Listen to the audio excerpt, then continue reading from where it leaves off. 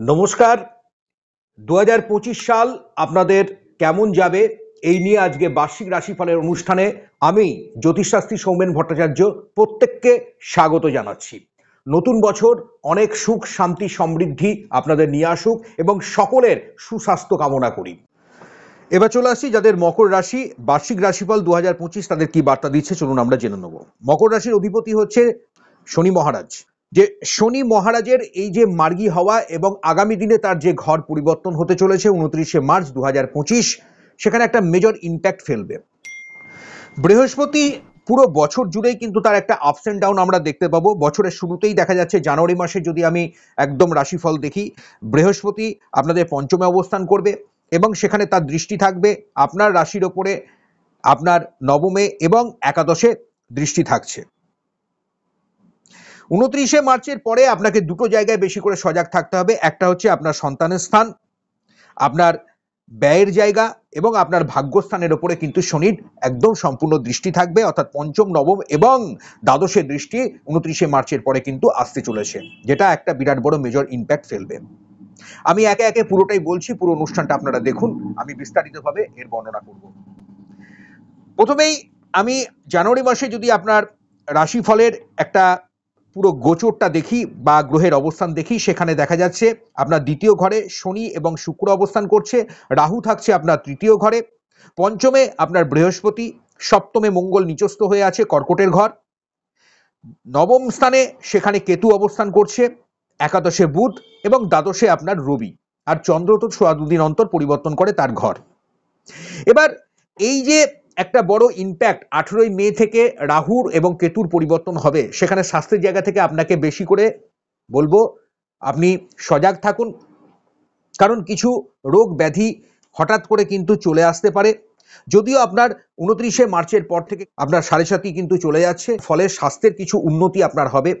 পরিবার পরিজনকে নিয়ে যে আপনি এতদিন ধরে যে একটা দুশ্চিন্তায় ছিলেন, একটা ব্যয় হচ্ছিল, একটা মানসিক ক্লেশ চলছিল, সেখানে বলা যায় অনেকখানি দুশ্চিন্তা আপনি মুক্ত হতে চলেছেন। পাশাপাশি কিছু জায়গা থেকে আপনাকে সজাগ থাকতে হবে স্কিন ওরিয়েন্টেড কোনো সমস্যা, যাদের আপার অ্যাবডোমেনে কিছু সমস্যা কিন্তু বৃদ্ধি করতে পারে। লিভার ওরিয়েন্টেড, দন্ত সংক্রান্ত, কানের কিছু রোগ, এগুলো কিন্তু আকস্মিকভাবে বৃদ্ধি পেতে পারে, সেখানে কিন্তু আপনাকে সজাগতা মেনটেন করতে হবে। যারা ভ্রমণ করবেন, বাইরে যাবেন, উঁচু নিচু জায়গা থেকে একটু সাবধানতা অবলম্বন করবেন, যানবাহন থেকেও কিন্তু আপনাদের সাবধানতা অবলম্বন করতে হবে। পরিবার পরিজনের দিক থেকে বলা যায় এবার অনেকটা দুশ্চিন্তা আপনার কমবে। শারীরিক দিকে আপনার যে মানসিক যন্ত্রণা বা আপনার ব্যয়গুলো হচ্ছিল 21শে জানুয়ারির পর থেকে ধীরে ধীরে সেগুলো কিন্তু আপনার কমতে থাকবে, অর্থাৎ রোগ নিরাময় স্বাস্থ্যের দিক থেকে মকর রাশির জন্য একটা ভালো সময় বলা যেতে পারে এই 2025 সাল। আমি এই অনুষ্ঠানটি সম্পূর্ণ চন্দ্র রাশি ধরে করছি, তবে আপনি লগ্ন ধরেও কিন্তু এই অনুষ্ঠানটি দেখতে পারেন। এবার চলে আসছি বিদ্যার্থীদের জন্য সময়টা কেমন যাবে। দেখুন, শিক্ষার্থী বা বিদ্যার্থীদের জন্য সময়টি খুবই ভালো, কারণ যারা স্কুল কলেজের পরীক্ষা, আগামী দিনে জয়েন্টের পরীক্ষা, উচ্চশিক্ষার জন্য পরীক্ষার্থী যারা আছেন, আইআইটি যারা করছেন, আইআইটির পরীক্ষার্থী যারা আছেন, বা যারা বিভিন্ন ধরনের প্রফেশনাল কোর্স করছেন, শিক্ষা সাংস্কৃতিক জগতের মানুষজন, এখানে কিন্তু আপনাদের একটা উন্নতির দিক তৈরি হবে। যারা ডক্টরেট করছেন, থিসিস ওয়ার্কার আছেন, যারা পিএইচডি হোল্ডার আছেন, বাইরে যাবেন মনে করছেন পড়াশোনা এডুকেশনের জন্য, সেখানেও কিন্তু আপনারা ভালো ফলাফল লাভ করবেন। চাকরি প্রার্থী যারা আছেন, কম্পিটিটিভ এক্সামের জন্য যারা প্রস্তুতি নিচ্ছেন, তাদের ক্ষেত্রেও কিন্তু সময়টা অবশ্যই মকর রাশির জন্য কিন্তু খুবই খুবই ভালো সময়। 29শে মার্চের পর থেকে দেখুন আপনার অলরেডি 7.5 চলে যাওয়ার ফলে আপনাদের অনেক যোগাযোগ বৃদ্ধি পাবে। মানসিক যে দুশ্চিন্তা এতদিন ধরে যেগুলো চলছিল, শারীরিক যে কষ্টগুলো চলছিল, পরিবার পরিজনের জন্য যে ব্যয়ের জায়গাটা তৈরি হচ্ছিল, সেটা এবার কিন্তু মকর রাশির জন্য এবার আস্তে আস্তে কমবে এবং আপনি অনেকটা রিলিফ পাবেন।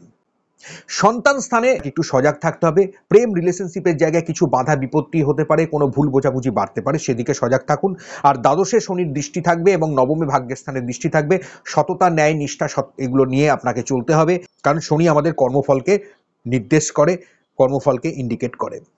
এবার চলে আসছি আপনাদের কর্মের জায়গাটা কেমন থাকবে। দেখুন, কর্মের নতুন যোগাযোগ তো বাড়বেই। আমি বলবো যারা স্বাধীন পেশায় বা ব্যবসা বাণিজ্যে আছেন, তাদের ক্ষেত্রেও কিন্তু সময় খুবই ভালো। বিশেষ করে আমি যেটা দেখতে পাচ্ছি আপনাদের ক্ষেত্রে হার্ডওয়্যার, স্টিল সামগ্রিক, কাঠ কয়লার ব্যবসা, যারা গাড়ির ব্যবসায় আছেন, যারা অর্ডার সাপ্লাই করছেন, কন্ট্রাক্টারি করছেন, ফার্নিচার, স্টিলের সামগ্রিক নিয়ে, যারা খাদ্যবস্তুর ওপর ব্যবসা বাণিজ্য, পোশাক পরিচ্ছদ, শৌখিন সামগ্রিকের উপর ব্যবসা বাণিজ্য করছেন, তাদের জন্য কিন্তু সময় খুবই ভালো। কারণ বছরের শুরুতেই কিন্তু দ্বিতীয় ঘর অর্থাৎ একদম আপনাদের আয়ের ঘর, সেখানে শনি এবং শুক্র অবস্থান করছে। এটা কিন্তু একটা ভালো ফলাফল আপনাকে দেবে। এবার চলে আসছি আপনাদের ফাইন্যান্সের দিকটা কেমন থাকবে। দেখুন, অর্থনৈতিক পরিমণ্ডল এবছর খুবই ভালো আছে, অর্থাৎ আপনি দুহাতে পয়সা উপার্জন করবেন। বিভিন্ন দিক থেকে আপনার উপার্জনের জায়গা বাড়বে, সোর্স অফ ইনকাম আপনার বাড়বে। অস্থায়ী কাজের জায়গা থেকেও বলা যায় সেখানে স্থায়ী হওয়া, ইনক্রিমেন্ট বৃদ্ধি পাওয়া, বদলি সংক্রান্ত সমস্যাগুলো আস্তে আস্তে দূর হবে।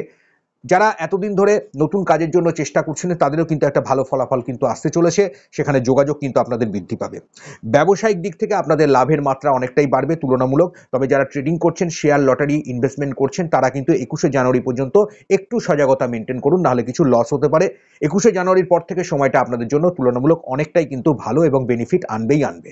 হঠাৎ কিছু প্রাপ্তি বছরের একদম জুলাই মাস থেকে একটা ভালো সময় শুরু হবে, কারণ মঙ্গল সেই সময় অনেকটা বেশি অ্যাক্টিভ থাকবে। বছরের একদম 7 মাস মঙ্গল একটু ফলাফল আপনাকে নেগেটিভ দিতে পারে, সেখানে সজাগ থাকতে হবে। তবে তারপর থেকে মঙ্গলের এই যে অ্যাক্টিভেশনটা আপনাকে অনেকটা ঊর্জা দেবে, অনেকটা শক্তি আপনার জীবনে নিয়ে আসবে। কারণ মঙ্গল হচ্ছে আপনাদের চতুর্থপতি এবং একাদশের অধিপতি। একদম বছরের শুরুতেই কিন্তু সে সপ্তমে থাকবে। তাই পার্টনারশিপের ব্যবসায় কিন্তু আপনাকে দেখে বুঝে পদক্ষেপ ফেলতে হবে, নাহলে কোনো কারণে পার্টনারের সঙ্গে ভুল বোঝাবুঝি কিন্তু বাড়তে পারে। 21শে জানুয়ারি পর্যন্ত মঙ্গল নিচস্থ থাকবে, সেখানে কিছু ছোটখাটো রক্তপাত, একটা চোট আঘাত এগুলো কিন্তু চলে আসতে পারে। সেগুলোও কিন্তু আপনাকে ঠিকভাবে দেখতে হবে, না সতর্কও থাকতে হবে। এবার চলে আসছি আপনাদের রিলেশনশিপের দিকটা কেমন থাকবে। দেখুন, রিলেশনশিপের জায়গা থেকে বলতে গেলে মকর রাশির জন্য অবশ্যই খুবই ভালো। কারণ এতদিন ধরে যে পারিবারিক দিক থেকে ব্যয় বাড়ছিল, মানসিক যন্ত্রণা, দুশ্চিন্তা, কিছু গুপ্ত শত্রু, বিভিন্ন দিক থেকে শারীরিক মানসিক একটা পীড়া আপনাকে জর্জরিত করে রেখে 29শে মার্চের পর থেকে সময়টা অনেকটাই ভালো হতে চলেছে। স্বামী স্ত্রীর সম্পর্ক, পারিবারিক দিক এগুলো ভালো হবে।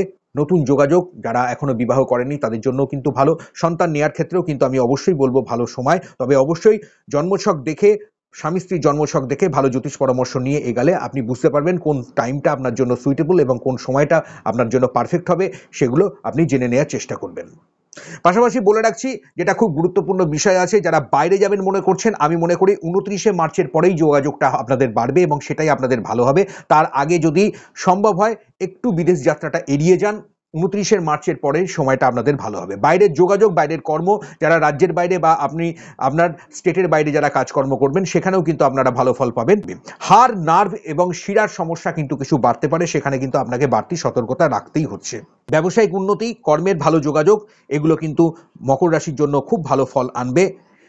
প্রেম রিলেশনশিপের দিক থেকেও বলতে গেলে একটু আপনাকে 29শে মার্চের আগে পর্যন্ত একটু সতর্ক থাকতে হবে, সেখানে ভুল বোঝাবুঝি কিছুটা বাড়তে পারে, সেখানে একটু প্রবলেম হতে পারে। পরে আস্তে আস্তে সম্পর্কটা কিন্তু অনেকটাই মধুর হবে এবং একটা ভালো দিক তৈরি করবে, বিশেষ করে 29শে মার্চের পরে প্রেমিক প্রেমিকা বা বন্ধুত্ব সম্পর্কের সঙ্গে যারা যুক্ত আছেন। আপনাদের ক্ষেত্রে ইংরেজি মাসের 4 তারিখ, 8 তারিখ, 13 তারিখ, 17 তারিখ, 22 তারিখ, 26 এবং 31 তারিখ এগুলো কিন্তু খুব ভালো। শুভ সংখ্যা আপনাদের ক্ষেত্রে 4 এবং 8। শুভ বার হচ্ছে আপনাদের বুধবার, শুক্রবার এবং শনিবার। শুভ রং হিসাবে আপনি এই বছর পুরোটাই ব্যবহার করবেন 2025-এ, সেটা হলো নীল রং এবং বেগুনি রং। মঙ্গলের জপ তপ ক্রিয়া করা অতীব শুভ এবং শনির আরাধনা করতে পারলে খুবই ভালো ফল আপনারা পাবেন। আমি বলে দিচ্ছি যে মন্ত্রটি অবশ্যই আপনারা জপ করবেন, সেটি হলো ওম হ্রুং শ্রীং মঙ্গলায় নমঃ। ওম হ্রুং শ্রীং মঙ্গলায় নমঃ, ওম হ্রুং শ্রীং মঙ্গলায় নমঃ। এই মন্ত্রটি প্রতিদিন সকালবেলায় 3 বার করে অবশ্যই চ্যান্টিং করবেন এবং আপনি কাজ শুরু করবেন, দেখবেন অতীব শুভ ফল পাবেন।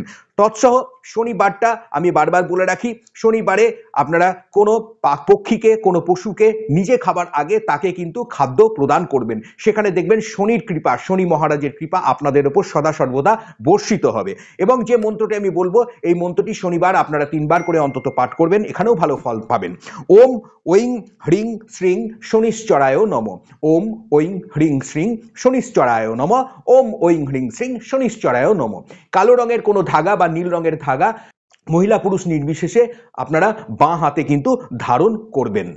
আর হনুমান চল্লিশা যারা পাঠ করছেন তারাও কিন্তু পাঠ করতে পারবেন। মঙ্গলের এই ভালো প্রভাব আপনাদের জীবনে অনেক শুভত্ব এবং শুভ উন্নতি আনবে। ব্যবসায়িক দিক থেকে উন্নতি আসবে, কর্মের দিকে উন্নতি আসবে। যারা বিবাহ করেননি তাদের ক্ষেত্রেও কিন্তু বিবাহের যোগাযোগ আছে। এখানে দেখা যাচ্ছে কোনো ক্ষেত্রে যারা সন্তানের চিন্তা ভাবনা করছেন বহুদিন ধরে, সেখানে আমি অবশ্যই বলবো ভালো করে আপনার ন্যাটাল চার্টের সুপরামর্শ গ্রহণ করুন, কারণ এই বছরটি সন্তান নেয়ার ক্ষেত্রে, সন্তান লাভের ক্ষেত্রে অতীব শুভ আছে। কোনো কারণে যদি কোনো সমস্যা আছে সেগুলোকে অবশ্যই জ্যোতিষ ভালো পরামর্শ গ্রহণ করতে পারেন। আমাদের নাম্বার স্ক্রিনে আছে, সেখানেও আপনারা যোগাযোগ করতে পারেন। আরেকটা কথা যেতে যেতে অবশ্যই বলে রাখবো, গুরুজনের প্রতি সদা সর্বদা শ্রদ্ধাশীল হবেন, অর্থাৎ যারা বয়স্ক বা এজেড মানুষ আছে তাদের প্রতি কিন্তু নিষ্ঠা, ন্যায়, সততা যদি আপনার থাকে তাহলে এই বছরটি আপনাদের জন্য অনেক ভালো, অনেক শুভ বার্তা কিন্তু আনতে চলেছে। ভালো থাকবেন, সুস্থ থাকবেন। আবারও আপনাদেরকে অসংখ্য ধন্যবাদ যারা এই অনুষ্ঠান দেখছেন, যারা অলরেডি সাবস্ক্রাইব করেছেন। আমার অসংখ্য শ্রোতা দর্শকদেরকে নতুন বছর 2025-এর অনেক অনেক শুভেচ্ছা, ভালোবাসা। শুভ হোক, মঙ্গল হোক, মা তারার কৃপায় আপনাদের শ্রীবৃদ্ধি হোক, ধনস্থান, আপনাদের মান সম্মান মর্যাদা বৃদ্ধি পাক, এটা অবশ্যই আপনাদের জন্য প্রার্থনা করব। ভালো থাকবেন, সুস্থ থাকবেন, আর এই অনুষ্ঠানের দিকে অবশ্যই চোখ রাখবেন। নমস্কার।